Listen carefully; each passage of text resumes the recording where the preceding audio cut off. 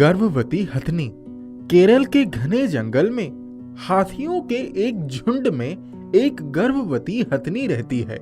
उसका एक बच्चा बड़ा हो चुका है। वो अपनी माँ हथनी से कहता है, माँ, तुम आजकल बहुत मोटी होती जा रही हो। तुम्हारा पेट तो बड़ा और बहुत बड़ा होते जा रहा है। देखो, मेरा पेट तो बहुत छोटा है। फिर हथनी कहती है, बेटा, हमारे बीच एक नन्हा मेहमान आने वाला है। हथनी का बच्चा कहता है, नन्हा मेहमान? माँ, वो नन्हा मेहमान कहाँ से आने वाला है? हथनी अपने सुंड को घुमाकर पेट की तरफ ले जाकर इशारा करती है और बोलती है, यहाँ से मेरे बच्चे।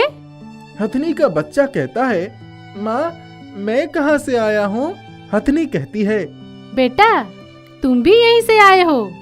कई महीनों तक मैंने तुम्हें इसी पेट में रखा। फिर हथनी का बच्चा बोलता है, ओ अच्छा, मुझे खाना कहाँ से मिलता था? हथनी कहती है, मेरे लाडले, जो मैं खाती थी वही मेरे द्वारा तुम्हें भी मिल जाता था। अब उसी तरह हर खाना इस आने वाले नन्हे मेहमानों को भी मिल रहा है। ये भी तुम्हारी तरह नटखट है, उछल कूद कर रहा है। बेटा सुनो, तुम यहीं आसपास रहना, खाना पीना मौज करना, कहीं दूर मत जाना। मैं जाकर आती हूँ। फिर हथनी का बच्चा कहता है, ठीक है माँ, जल्दी आ जाना, मैं इंतजार करूँगा। हथनी मस्त चाल से आगे बढ़ जाती है। पेट में उसका बच्चा उछल कूद करने लगता है। वो सुंड से पेट को छूकर पेट में स्थित बच्चे को कुछ इशारा करती है और कहती है, हाँ, ज्यादा उछल कूद मत करो। मुझे मालूम है तुम्हें भूख लगी है। जल्द ही तुम्हारी पेट पूजा का इंतजाम करती हूँ। हथनी तेजी से आगे बढ़ने लगती है। वो अपना सुंड उठाती है और कुछ सोचती है। कहीं आसपास से अच्छे फलों की खुशबू आ रही है।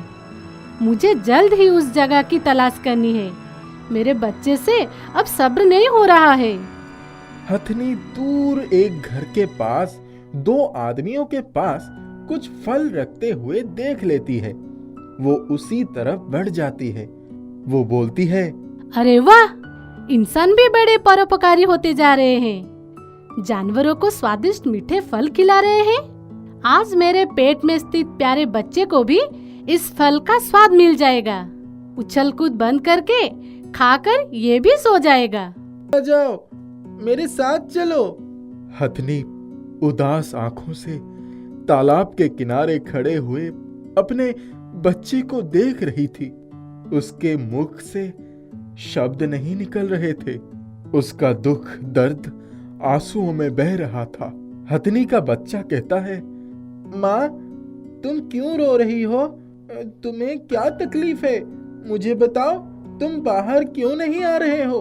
हथनी कोई जवाब नहीं दे सकी। उसने अपने बच्चे से सिर्फ एक ही बात कही, मेरे बेटे, हमेशा मेरी एक बात याद रखना, किसी इंसान पर विश्वास मत करना। इतना कहते ही हथनी की आंखें बंद हो जाती है। वो जिंदगी की लड़ाई, जीवन जीने का कोई अधिकार नहीं। एक गांव में चंपक नाम का एक आदमी रहता था। उसके पास एक रानी नाम की हथनी थी। उस हथनी का एक बच्चा भी था, जिसे सब छोटू कहकर बुलाते थे। हथनी गर्भवती थी। चंपक बड़ा ही स्वार्थी, क्रूर और निर्दय था और वो हथनी को हमेशा सताते हुए बहुत काम लेता था। चल रानी, आज बहुत काम आया है। एक बात याद रखना, जब तक काम पूरा ना हो जाए आराम नहीं करना है, चाहे रात ही हो जाए। रानी हथनी खामोश खड़ी थी, लेकिन उसके बच्चे छोटू को बड़ा गुस्सा आ रहा था। माँ, आज तुम ज्यादा काम मत करना, तुम्हारी तबीयत भी ठीक नहीं है। मैं तुम्हारे साथ चलूंगा और पूरी मदद करूंगा। ठीक है बेटा, मेरे साथ चलना।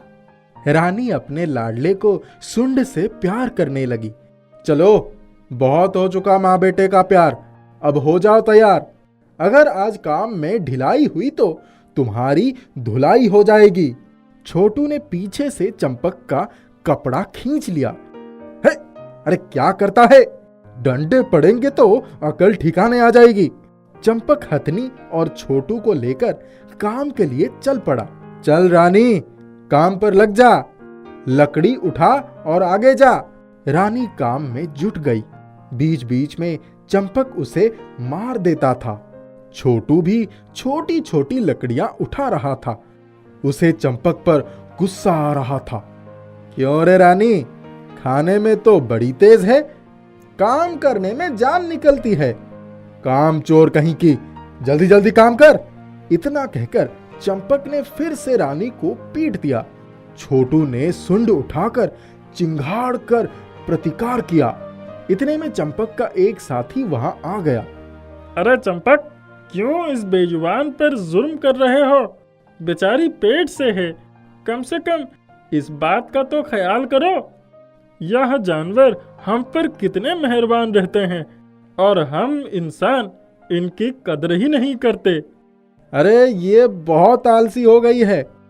जब हमारे घर की औरतें गर्भवती होती थी तब उनका कितना ख्याल रखा जाता था, उनसे अधिक काम भी नहीं हो पाता था। इसी तरह जानवरों को भी कष्ट होता है। अब से इसे मत सताना। अच्छा ठीक है। चंपक का साथी चला गया और चंपक फिर से रानी पर डंडे बरसाने लगा। इतने में छोटू का गुस्सा 7वें आसमान पर पहुंच गया। उसने चंपक को पीछे से आकर उसे एक जोरदार टक्कर दे दी। चंपक के हाथ से डंडा छूट गया और वो जमीन पर धड़ाम से गिर पड़ा। अरे बाप रे, मार डाला रे, मेरी कमरियां तोड़ दी, बचाओ बचाओ।